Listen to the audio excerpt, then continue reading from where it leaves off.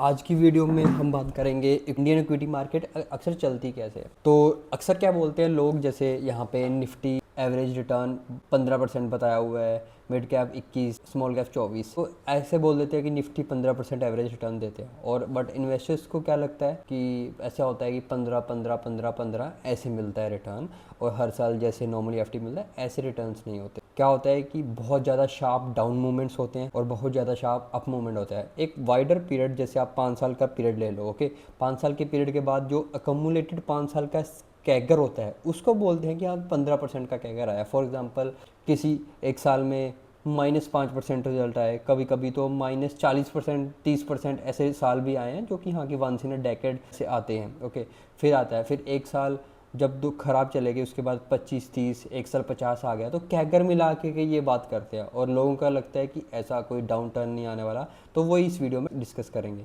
जैसे पिछले 20 साल का डाटा है, ओके, अगर आपने यहाँ पे देखा 2005, 6, 7 बहुत ही अच्छे रिटर्न्स बने, बहुत ही ज़्यादा अच्छे। अगर आप स्मॉल कैप में देखोगे like near about 60% return, 30% return, और फिर नियर अबाउट 100% के आसपास रिटर्न बने। बट ऐसे 3 खतरनाक साल के बाद कॉब एक क्रैश आया जिसको बोलते हैं हम हाउसिंग फाइनेंस, या तो अमेरिकन क्रैश, कुछ भी आप बोल सकते हो, जिसमें नियर अबाउट अगर आप देखोगे निफ्टी ही 50% टूट गया था। और जब इतना क्रैश आ जाता है तो सारा का सारा लाइक कि ऐसे कैसे होता है कि जो इसमें रिटर्न बनाया था नियर अबाउट 50-60% इरोड हो जाता है। बट उस केस में ये नहीं है कि छोड़ के भाग जाओ सब कुछ। उसके नेक्स्ट ईयर ही एक ऐसा रिबाउंड आता है जो कि पहले कभी नहीं आया था, आपने देखा होगा।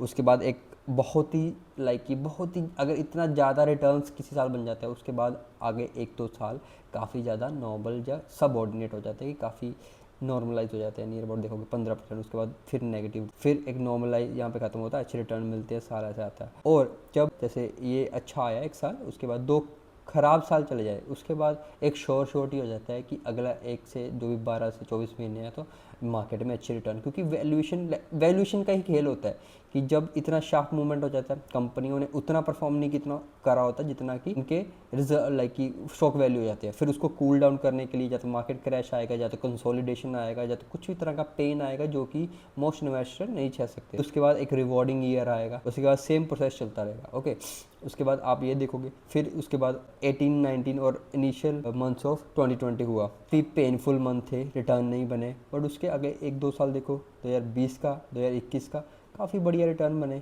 उसके बाद फिर 2022 का जब अच्छे रिटर्न बन जाते हैं, वैल्यूएशन थोड़ी महंगी हो जाती है, तो साल नहीं रिजल्ट बनते जहाँ फ्लैटिश सा बनता है। उसके बाद 1-2 साल अच्छे रिजल्ट बनते हैं।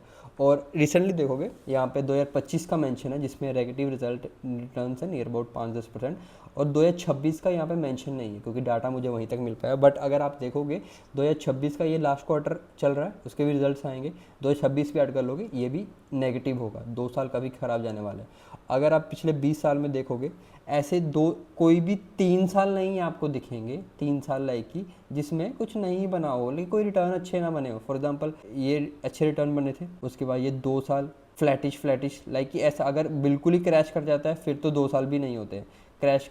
उसके बाद अच्छे रिटर्न बने, 2 साल अच्छे रिजल्ट नहीं बने, ये फ्लैट, ये नेगेटिव बना, ये थोड़ा फ्लैटिश बना, 2 साल अच्छे रिटर्न बने। ओके, उसके बाद नॉर्मलाइज हुआ, अच्छे रिटर्न बने, फिर मीडियोकर हो गए। फिर ये 2025, क्योंकि ये 2025 मार्च का होगा डाटा, ओके, 2026 फाइनेंशियल ईयर ख़त्म होने वाला है पूरा, उसको भी आप यहाँ पे जोड़ दोगे तो नेगेटिव टू नेगेटिव है।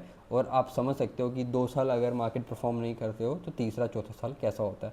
कोई भी आप उठा के ले यहाँ पे ले लीजिए, ये 2 ले लीजिए यहाँ पे, ये 2 ले लीजिए यहाँ पे, आपको पता है आगे होने वाला है, तो इस पैनिक नहीं करना है उसमें।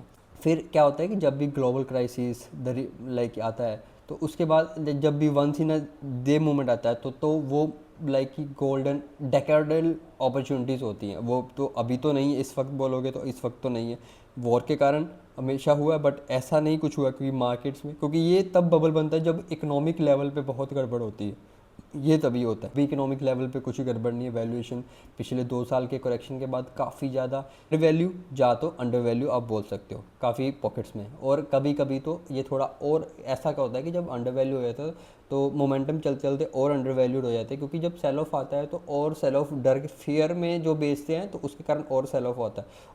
जब बाइंग आती है तो इतना बाइंग आती है तो आप सोचोगे कितना ही बढ़ रहा है, क्यों ही बढ़ रहा है, जैसे फिलहाल में सिल्वर में हुआ हमारे साथ कि बोलो सीधा $30-40 से 120 चला गया, कितना ही बढ़ेगा, कितने बढ़ेगा, पर वो बढ़ता ही चला गया, बढ़ता ही चला गया। बट उसके बाद चीज़ें कूल ऑफ होती हैं, जो कि अभी हो रही हैं, और वो कूल ऑफ आगे भी होती रहेंगी, ऐसा मेरे को लगता है।